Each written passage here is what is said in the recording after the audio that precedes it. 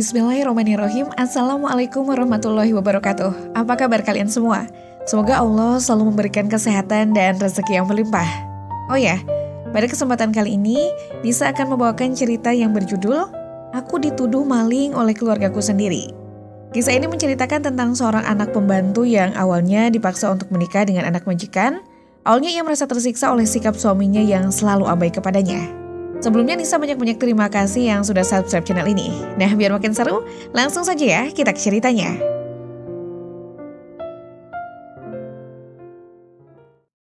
Sumpah, demi Allah, aku gak mengambilnya, Mbak. Ini untuk tamu.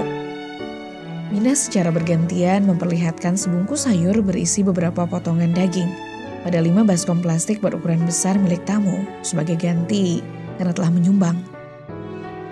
Bukannya aku melarang, tapi ini belum mulai acaranya. Kamu sudah main bungkus-bungkus saja. Protes wanita yang sedang menggunakan kebaya dengan rambut disanggul. Orang tua pengantin putri pemilik hajatan. Aku hanya mengambil untuk tamumu, Mbak. Gak ada pramusaji yang melayaninya, jadi aku yang mengambilkan. Kamu dari tadi ngambil terus, nah. Untuk apa kalau bukan untuk kamu simpan dan bawa pulang? Anak-anakmu juga kan banyak. Pasti kamu mengambilnya untuk makan mereka. Salah satu rewang yang sedari tadi membungkus sayur turut bersuara. Kami memang miskin, anak-anakku juga banyak, Mbak. Tapi aku tidak sehina itu mengambil apa yang bukan hak kami. Bahkan anak-anakku dari tadi pagi sedikit pun belum mencicipi makanan di sini. Sudahlah, nah, ngaku saja dan kembalikan saja bungkusannya. Nanti kalau acara sudah selesai dan ada sisa, pasti juga akan dibagi dan kamu pun kebagian. Kali ini wanita berambut abu bersuara. Seraya menjejalkan gambir sirih di mulutnya. Gemuruh dalam dada Mina tak terbendung lagi. Air mata seketika mengalir deras. Wanita itu sudah tak kuasa menahan sesak dalam dadanya. Merasa dipojokkan.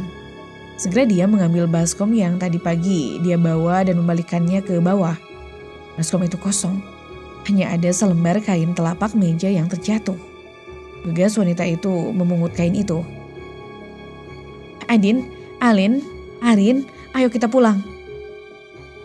Ada apa, Mak? Tanya Adin. Kita pulang saja ya. Tapi kan, Mak, pengantinnya belum keluar. Kami belum dapat snack. Protes Alin. Nanti kita beli jajan saja di rumah ya. Yang penting sekarang kita pulang dulu. Mina memberi pengertian mereka dengan suara berat. Menahan air mata agar tidak jatuh di hadapan anak-anaknya. Ya Allah, hatiku sungguh sakit dituduh seperti ini.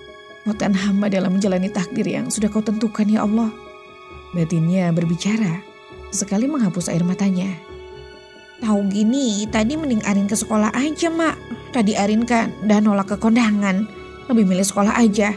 Sekarang gak jadi kondangan, gak jadi sekolah. Rugi, Mak. Mendengar itu, seketika Adin berhenti sejenak. Mensejajarkan diri dengan Arin. Lalu tangan mungilnya meraih badan sang adik seraya mencubit lengannya. Sakit, Abang. Arin mengelus tangan yang tadi dicubit oleh abangnya itu. Jangan protes, salah sendiri ngomong gitu. Lihat tuh emak dari tadi nangis. Malah kamu tambahin bilang kayak gitu. Kalau emak makin sedih gimana? Arin menoleh ke belakang melihat wajah emaknya. Emak kenapa nangis? Tanya Arin dengan suara lirih seraya menatap manik hitam pada bola mata Mina. Sendu. Ada rasa cemas dalam diri bocah berusia 5 tahun itu. Siapa bilang emak nangis? Emak gak nangis kok. Emak hanya kelilipan. Ilah Mina. Beberapa puluh menit mereka berjalan, akhirnya tiba di sebuah gubuk berdinding anyaman bambu juga beratap daun sagu. Rumah Mina jauh dari pemukiman warga. Bisa dibilang letaknya terpencil karena memang hanya rumah itu satu-satunya bangunan yang berdiri di sana. Meski jauh dari pemukiman warga, mereka bersyukur bisa memiliki tempat tinggal. Walau hanya numpang di tanah orang. 10 tahun yang lalu, Ibu Mina membekali sebuah panci untuk dirinya menjalani biduk rumah tangga sendiri. Mina yang tidak punya keahlian apa-apa, juga Rohmat yang penghasilannya tidak seberapa, dituntut untuk bisa hidup mandiri. Nanti kita tanya ke pemilik tanah di ujung sana, siapa tahu boleh ditempati, ujar Yuna Ibu Mina kala itu. Tapi Mak, dengan apa kami harus membangun rumah? Jangankan rumah, uang untuk membangun gubuk saja kami tidak punya. Mina menangis sejadi-jadinya. Dirinya merasa buntu. Baru 2 minggu dirinya menikah.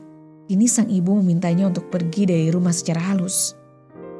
Bukannya emak tega, tapi memang begitulah yang harus kamu lakukan. Hidup mandiri bersama keluarga barumu. Rumah ini terlalu sempit untuk ditinggali berempat. Jangan menangis, nah.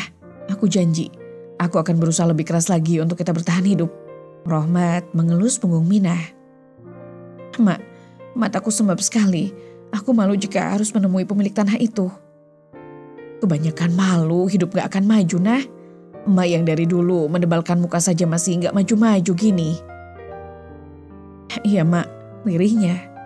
Bersyukur nasib baik sedang datang ke mereka. Usaha mereka berjalan mulus. Sang pemilik tanah sangat senang jika ada yang mau menempati tanah itu karena bisa sekalian untuk menjaga tanaman mereka.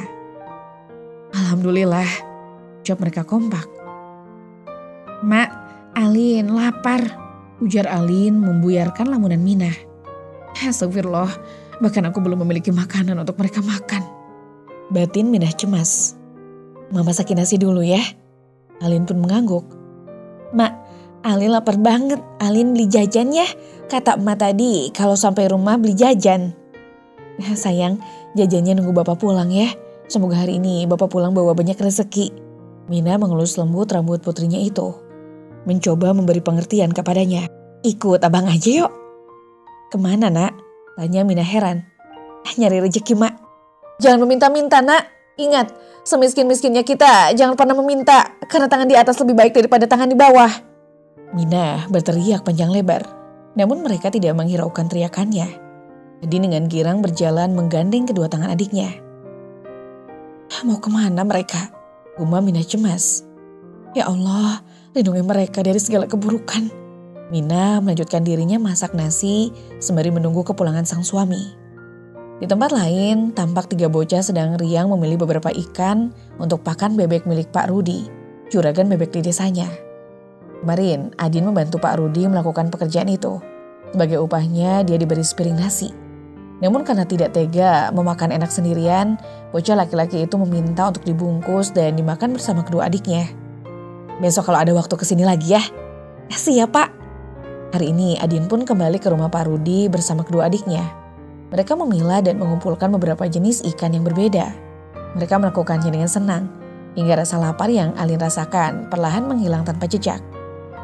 Bang, lihatlah, teriak bocah 5 tahun itu saya memperlihatkan hewan kecil bertekstur kenyal di depan muka Adin. Jangan dibuat mainan dek, ayo segera kerjakan, nanti Pak Rudi marah. Arin menaruh kembali ikan yang sempat ingin dibuat mainan itu. Lalu melanjutkan membantu kedua kakaknya memilah ikan. Sudah sore nak, kalian pulanglah. Tapi ini belum selesai pak, jawab Adin. Gak apa-apa, biar bapak yang meneruskan. Ini untuk kalian. Rudi menyodorkan 3 lembar uang berwarna kuning ke arah Adin. Wah, banyak sekali pak. Gak apa-apa, terima saja. Terima kasih pak. Ujar Adin diikuti oleh Arin juga Alin. Sama-sama, besok kalian pulang sekolah datang ke sini ya. Mak. Setibanya di halaman rumah, mereka sudah berteriak memanggil sang ibu. Ada apa? Sepertinya sedang bahagia sekali. Lihatlah. Mereka kompak menunjukkan selembar uang kertas berwarna kuning dari saku masing-masing. Uang dari mana nak? Tanya Minah heran. Dikasih Pak Rudi mak. Tadi kami membantunya memilah ikan untuk pakan bebeknya. Alhamdulillah. Iya mak, alhamdulillah. Untuk uang saku sekolah besok ya. Tapi kalian jangan boros. Belilah apa yang kalian butuhkan. Mereka kompak menganggukkan kepala. Ya sudah, kalian mandi gih. Emak sudah siapkan air mandinya. Setelah itu makan, mumpung hari belum gelap. Mereka bertiga pun menurut. Minah sudah menyiapkan 3 ember air untuk mereka kenakan. Mereka pun akhirnya mandi secara bergantian. Assalamualaikum. Waalaikumsalam. Alhamdulillah bapak sudah pulang. Kok sampai sore gini pak? Iya bu, siapa tahu masih ada kepiting yang mau nyangkut di umpan bapak. Dapat berapa pak? Coba dapat ini bu. Rohmat membuka kepis yang dibawa. Perlihatkan hanya ada seekor kepiting yang berhasil ditangkapnya. Gak apa-apa pak, alhamdulillah masih dapat. Bapak mandi saja, ibu mau coba menawarkan kepiting ini ke tetangga. Iya bu. Minah mengambil kepiting tersebut dari kepis, lalu memasukkan ke sebuah kantong plastik bekas. Segera wanita bertubuh kurus itu berjalan ke pemukiman rumah warga. "Bu, ibu mau beli kepiting saya?" Mengetuk dari pintu ke pintu, Mina mencoba menawarkan. "Maaf bu, sudah punya lauk." "Bu, itu kepiting ya?" teriak salah satu warga saat melihat dirinya berjalan di jalanan yang penuh bebatuan. "Iya bu." Mina segera menghampiri ibu tersebut. "Berapa?" "Hanya ada 1 biji bu, 10.000 saja nggak apa-apa." Ibu itu mengeluarkan selembar uang berwarna hijau dari dompetnya. "Sebentar, saya tukarkan dulu ya bu." "Nggak usah bu, kembaliannya untuk ibu saja." "Masya Allah, terima kasih bu. Semoga Allah membalas kebaikan ibu." Bola netra Mina tampak berkaca-kaca menerima selembar uang tersebut. Rasa haru menyelinap dalam hati Mina. Namanya Mirah, dia memang dermawan. Entah butuh atau tidak, Mirah selalu membeli dagangan Minah. Tak jarang dia juga memberi uang lebih kepada Minah. "Jangan keseringan bu, nanti dia ngelunjak," teriak salah satu warga yang rumahnya terletak di depan rumah Minah. Minah yang mendengar itu pun segera pamit. Aku juga hatinya kembali sakit. "Nggak apa-apa bu, nggak ada salahnya membantu, apalagi anak Bu Minah banyak." "Itu salahnya sendiri bu, sudah tahu miskin sok-sokan punya banyak anak. Mana jaraknya dekat-dekat pula, ya artis aja," cibir Inah. "Hus, jangan seperti itu bu, anak itu rezeki dari Allah." Mira berlalu, tidak ingin meladeni Inah terlalu lama, karena hanya akan mengurangi pahala dirinya, pikirnya. Setibanya di rumah, Mina segera mengajak anak dan suaminya makan. "Mumpung hari belum gelap, ayo kita segera makan." Sengaja Mina tidak langsung pulang. Dia ingin membelanjakan uang hasil penjualan kepiting tadi di warung milik tetangga terlebih dahulu. Membeli beberapa mili minyak tanah dan sekilo beras untuk dimasak besok pagi. Uang 10.000-nya tadi siang sudah habis dibelikan tempe dan minyak goreng untuk lauk mereka nanti malam. Usai makan, segera ketiga bocah tersebut memilih buku pelajaran yang akan dibawa ke sekolah besok. Tak lupa mereka menyempatkan diri untuk belajar. "Nak, sudah azan, ayo kita sholat maghrib dulu," ajak Rohmat. Ketika bocah itu langsung mengerjakan apa yang diperintahkan oleh sang bapak, menutup buku lalu bergegas mengambil air wudhu. Minah melengkungkan bibir tebalnya sembari melihat ketiga anaknya. Wanita itu merasa bersyukur memiliki putra dan putri yang penurut. Tidak banyak permintaan karena paham akan kondisi sang orang tua yang serba pas-pasan. "Ayo bu, kita sudah siap," ujar Arin membuyarkan lamunan Minah. Iya. Minah segera menjulurkan mukenanya ke bawah dan bersiap untuk melaksanakan sholat jamaah. Usai melakukan kewajiban, Rohmat mewajibkan anak dan istrinya membaca lafaz suci Al-Quran. Tidak ada guru ngaji khusus untuk ketiga bocah tersebut belajar mengaji. Rohmat sendiri yang mengajari mereka. Biarlah mereka mengaji dengan bapaknya. Di sekolah diajarkan guru lagi untuk membenahi bacaannya, ujar Minah. Di siang harinya, Mak, teriak Adin. "Assalamualaikum nak." Pulang-pulang bukannya salam kok malah teriak-teriak. "Adin lupa mak," ujar bocah berusia 9 tahun itu seraya menggaruk tengkuknya yang tidak gatal. "Assalamualaikum mak," ralatnya. "Waalaikumsalam, ada apa teriak-teriak?" "Ma, sudah masak belum? Adin lapar." "Sabar ya, Ma baru masak nasi. Kamu sholat aja dulu biar kelar bareng." "Mak, makan pakai ini aja ya biar cepet." Adin membuka tas kusamnya, mengeluarkan sebuah plastik yang berisi sepotong kelapa, lalu memberikannya kepada sang ibu. "Kelapa?" Mina memautkan alis seraya menerima kelapa tersebut dari uluran tangan Adin. "Iya mak, kita makan pakai parutan kelapa aja ya. Kayaknya enak. Adin pengen makan itu mak." "Iya nak, tapi kamu dapetin kelapa ini dari mana?" "Belilah mak, uang jajan Adin pakai buat beli kelapa." Astagfirullahaladzim, batin Minah. Lihat wanita itu mendengar dan melihat perilaku anak sulungnya itu. "Di sekolah kamu gak jajan?"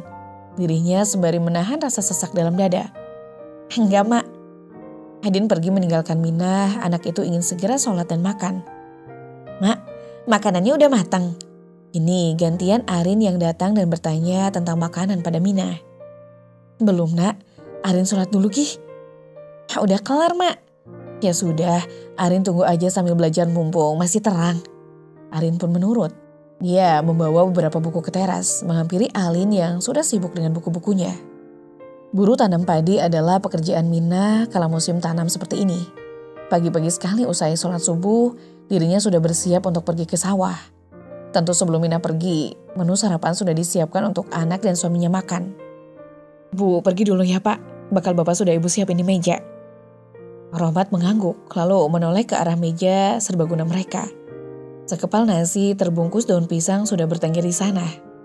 Sejak kepergian Mina, anak-anak disibukkan dengan membersihkan rumah, sedangkan Rohmat mengambil air dari sumur depan samping kiri rumahnya dengan cara menimba, guna menyiapkan air untuk anak-anak mereka mandi. Rohmat tidak pernah mengizinkan anak-anak menimba sendiri, karena itu berbahaya. Usai mereka semua bersiap, mereka bersama-sama meninggalkan rumah. Anak-anak yang bertujuan ke sekolah, sedangkan Rohmat ke pesisir pantai untuk mencari kepiting di tambak milik orang. Siangnya saat menjelang zuhur, Mina baru pulang dari pekerjaannya sebagai buruh tani. Uang pun baru diterima saat pekerjaan sudah selesai. Baru Mina membelanjakan uang tersebut untuk kebutuhan makan. Maka tak heran jika jam pulang sekolah, dirinya masih berkutat di dapur karena baru sempat dan ada untuk dimasak. Makan yang kenyang ya, jangan lupa berdoa. Mina memberi mereka masing-masing sepiring nasi urap yang sudah dia bagi. Wanita bertubuh kurus itu tersenyum melihat anak-anaknya makan ngelahap. Mak, habis ini Adin mau ke tempatnya Pak Rudi lagi ya, bantuin milah ikan. Ucap Adin sembari mengunyah nasi. Boleh, tapi habiskan dulu makanannya. Siap Mak. Bang, Arin ikut lagi ya? Tanya manja. Boleh, tapi kamu jangan nakal ya, yang bener bantuinnya. Bang, sungkan sama Pak Rudi. Siap Bang. Janji? Adin menjentikan jari kelingkingnya. Janji ya Bang. Arin menautkan jari kelingkingnya pada jari kelingking Adin, seraya menampakkan deretan gigi putihnya. Lepas makan mereka bertiga berjalan bersisian menuju rumah Rudi. Sedangkan Mina memandangi punggung mereka bertiga yang lambat laun semakin menghilang. Bibirnya pun tak berhenti melengkung melihat kerukunan mereka.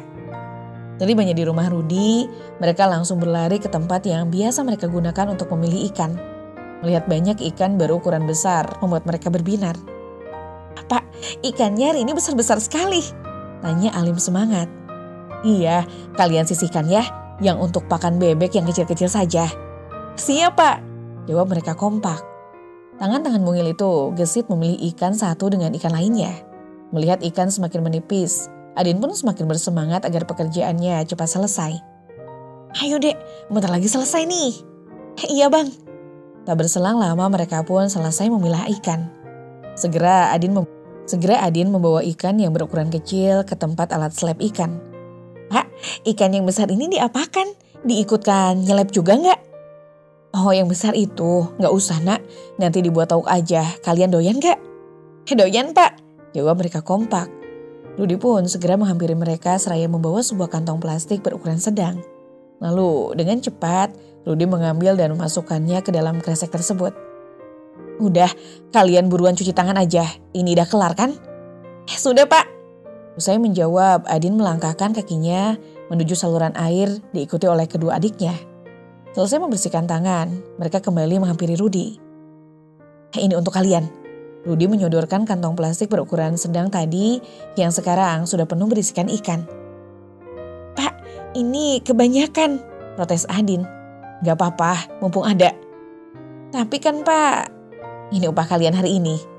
Belum selesai Alin berbicara, Rudi sudah lebih dulu memotongnya sembari mengulurkan 3 lembar berwarna kuning untuk mereka bertiga. Terima kasih Pak, ucap Alin semangat, lalu bergegas pergi usai menerima uang tersebut. Terima kasih Pak, ujar Adin dan Alin kompak. Sama-sama, besok datang ke sini lagi ya. Siap Pak. Mereka bertiga berjalan dengan riang membawa rezeki yang mereka peroleh hari ini. Emak pasti senang. Iya Bang, Arin juga senang. Hari ini kita bakal makan enak, jawabnya dengan suara lantang. Emang ikan ini enak ya? Tanya Alin. Kalau sudah di tangan emak, pasti bakal jadi makanan enak dek.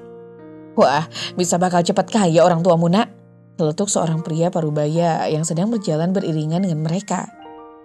Maksud bapak apa? Tanya Adin. Iya, kalian makannya cukup ikan pakan bebek. Itu pun dari mulung. Ya memang hemat, gak usah keluar banyak uang. Sepatah kata pun Adin tidak menjawab ucapan itu. Segera anak laki-laki berusia 9 tahun itu berlari agar segera sampai di gubuk tua mereka. "Abang tunggu!" teriak Arin seraya berlari mengejar sang abang dan diikuti oleh Alin. Setibanya di rumah, Adin segera memeluk sang ibu. "Ada apa? Pulang-pulang kok nangis?" tanya Minah bingung. "Itu apa?"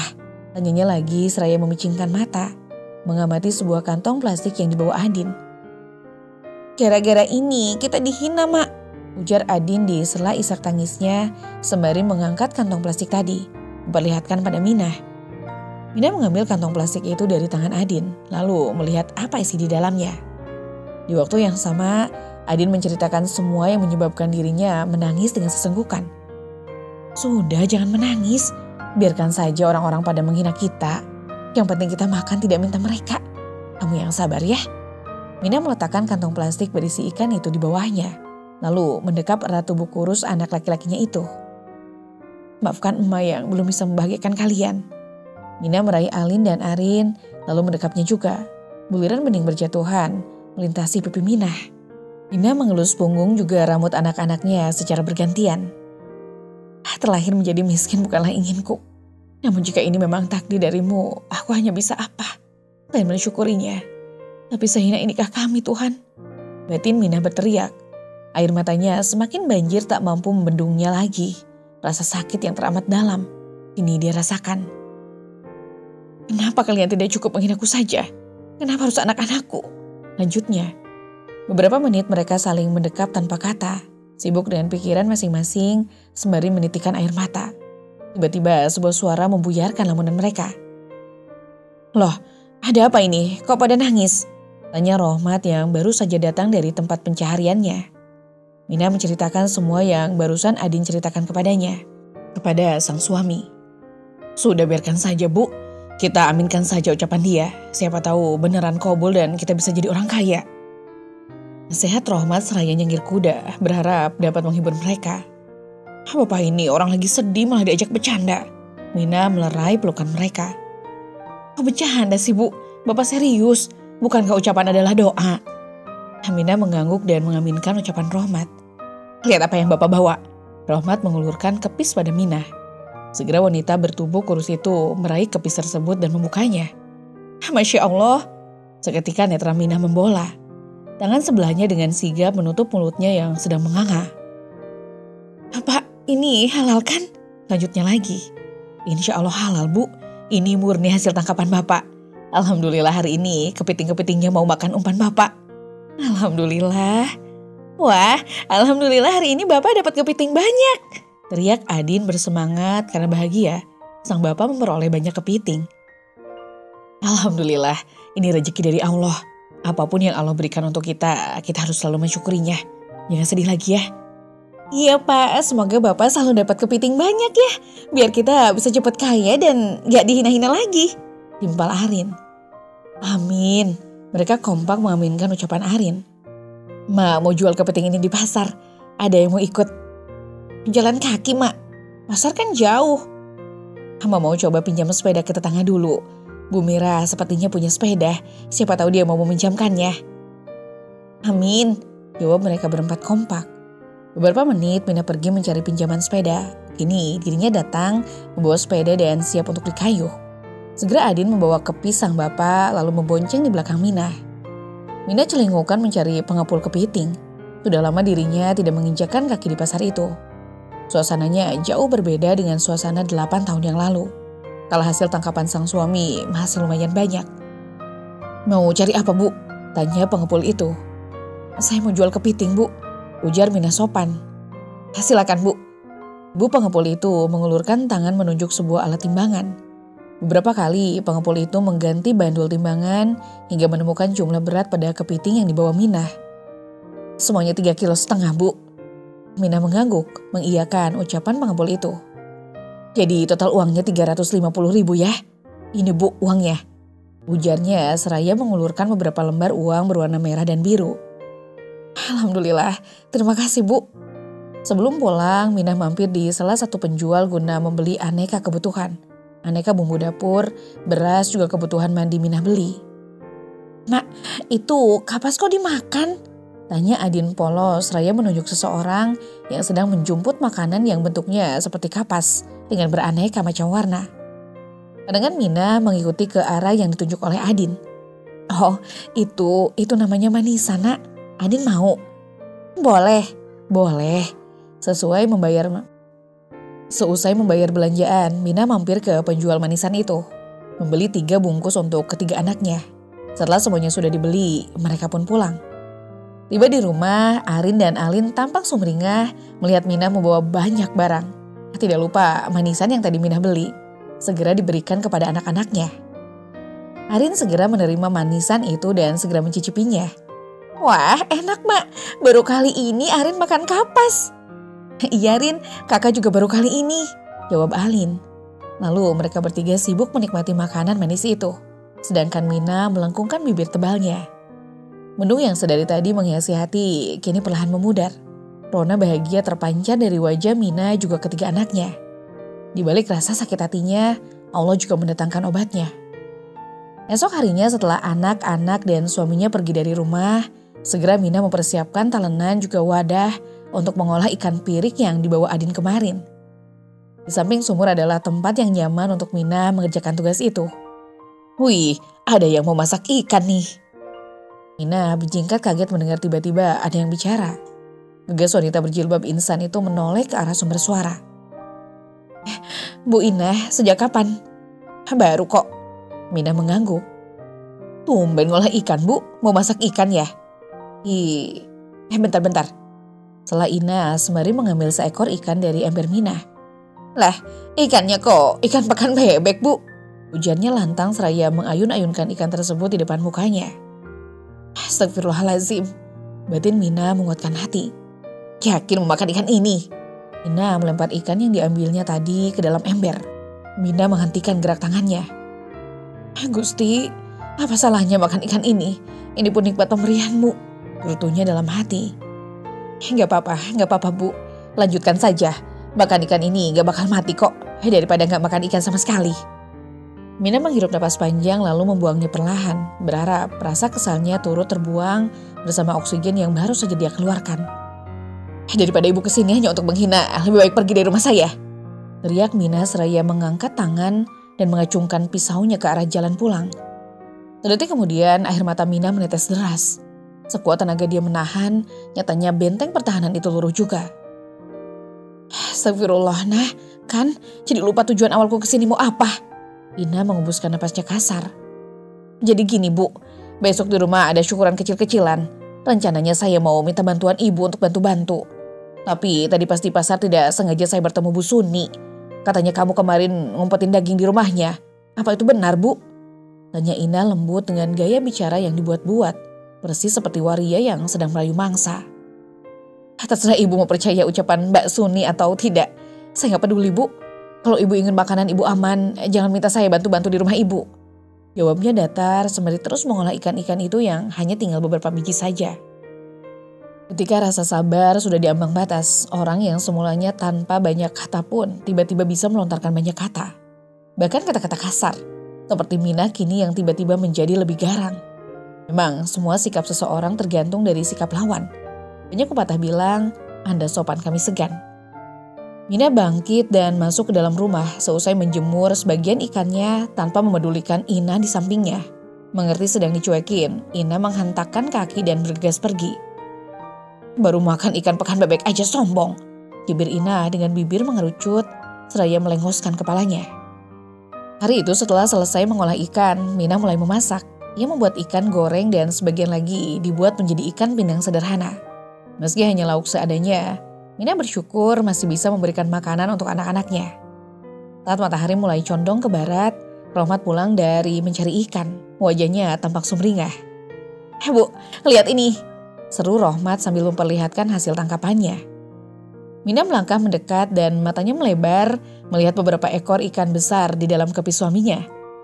Masya Allah Pak, hari ini rezeki kita lebih banyak, ucap Mina haru. Alhamdulillah Bu, hari ini ikan-ikan banyak yang kena jaring. Ini bisa kita makan, sebagian lagi bisa kita jual ke pasar. Semoga dapat uang lebih banyak lagi, ujar Rohmat dengan semangat. Mina tersenyum. Iya Pak, kita jual sebagian ke Bu Yunah. Siapa tahu dia mau beli, lumayan buat tambahan kebutuhan kita.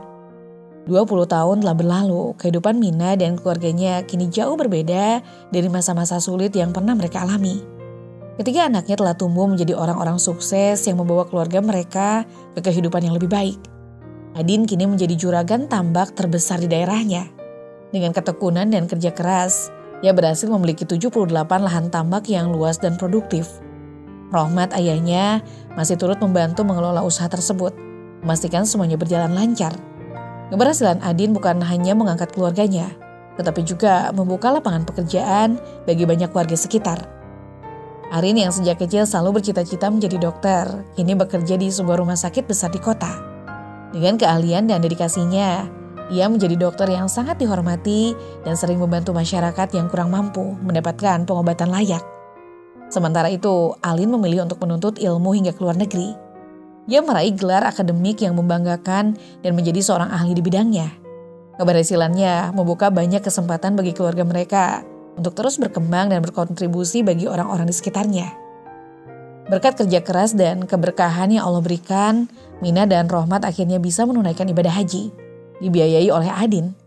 Kini mereka hidup dengan lebih nyaman di rumah besar dan mewah yang mereka bangun di tanah yang dulunya mereka tempati sebagai tumpangan. Keluarga mereka tidak hanya kaya secara materi, tapi juga dermawan, selalu membantu orang-orang yang membutuhkan. Suatu hari yang cerah, mereka kedatangan tamu tak diundang, yang tak lain adalah Bu Inah, yang kini datang dengan wajah penuh harap untuk meminjam uang kepada Minah.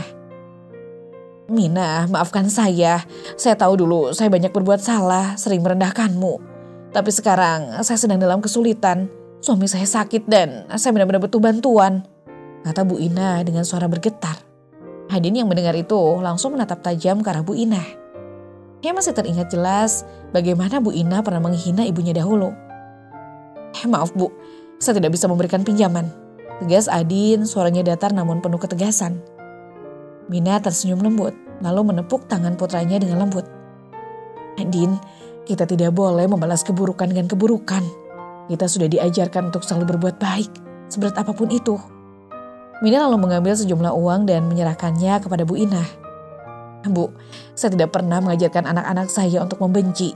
Seberapapun sakitnya perlakuan orang lain terhadap kita, kita tidak boleh membalas dengan kebencian.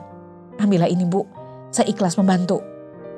Bu Inah menangis terseduh-seduh, ia menggenggam tangan Mina erat. Terima kasih Mina, saya benar-benar menyesal atas perlakuan saya dulu. Semoga Allah membalas kebaikanmu. Tak hanya Bu Inah, Bu Suni pun akhirnya datang ke rumah Mina. Dengan berlinang air mata, ia bersujud di hadapan Mina, meminta maaf atas kesalahannya di masa lalu. Mina, aku benar-benar minta maaf. Aku menyesal telah menuduhmu dulu. Aku sadar aku salah. Sekarang suamiku sakit dan aku butuh bantuan. Aku tahu aku tidak pantas meminta, tapi aku tidak punya pilihan lain, ujarnya dengan suara lirih. Mina menarik napas dalam, lalu membimbing Bu Sumi untuk duduk di sofa. Mbak, aku memaafkan sejak dulu. Aku tidak pernah menyimpan dendam. Semua orang bisa melakukan kesalahan, yang penting adalah kita mau memperbaikinya. Tanpa ragu, Mina mengambil sejumlah uang dan menyerahkannya kepada sepupunya itu. Ini gunakan untuk pengobatan suamimu. Jangan pikirkan masa lalu, kita semua punya ujian hidup masing-masing. Aku hanya berharap kita semua bisa hidup lebih baik dan lebih saling mendukung. Bu Sani menangis haru. Terima kasih Mina, aku benar-benar beruntung memilikimu sebagai sepupu. Aku berjanji tidak akan menyia-nyiakan kesempatan ini. Di tengah segala kesuksesan yang telah diraih keluarganya, Mina tetap rendah hati dan berpegang teguh pada nilai-nilai kebaikan. Ia selalu mengajarkan kepada anak-anaknya bahwa dalam hidup, harta bukanlah segalanya. Yang lebih penting adalah menjadi manusia yang baik, yang tidak menyimpan dendam dan selalu bersedia membantu sesama. Suatu malam ketika mereka semua berkumpul di teras rumah, Adin menatap ibunya dengan penuh kekaguman. Mak, aku ingin jadi seperti Mak. Walaupun dulu Mak dihina dan diremehkan, Mak tetap membalasnya dengan kebaikan. Aku benar-benar bangga, kata Adin tulus. Mina tersenyum hangat. Nak, hidup ini penuh ujian. Kekayaan bisa datang dan pergi, tapi hati yang baik akan selalu diingat orang. Tidak ada gunanya menyimpan dendam. Justru dengan memberi, kita akan merasa lebih tenang dan bahagia. Arin mengangguk setuju. Iya mak, aku pun melihat banyak pasien yang tidak mampu dan aku selalu ingat ajaran emak. Aku selalu berusaha membantu mereka sebisa mungkin. Alin yang baru pulang dari luar negeri memeluk ibunya erat. "Ma memang wanita terhebat. Aku bersyukur dilahirkan di keluarga ini." Mina tersenyum menatap anak-anaknya dengan penuh cinta. Ia tahu bahwa perjuangannya selama ini tidak sia-sia. Tamat. Pesan moral, kesuksesan tidak datang secara instan, tetapi dengan kerja keras dan kejujuran, seseorang dapat mencapai kesuksesan. Kesuksesan adalah ketika seseorang masih dapat menjaga kerendahan hati dan membantu orang lain tanpa memandang bulu. Itu merupakan tanda bahwa seseorang telah mencapai kesuksesan sejati.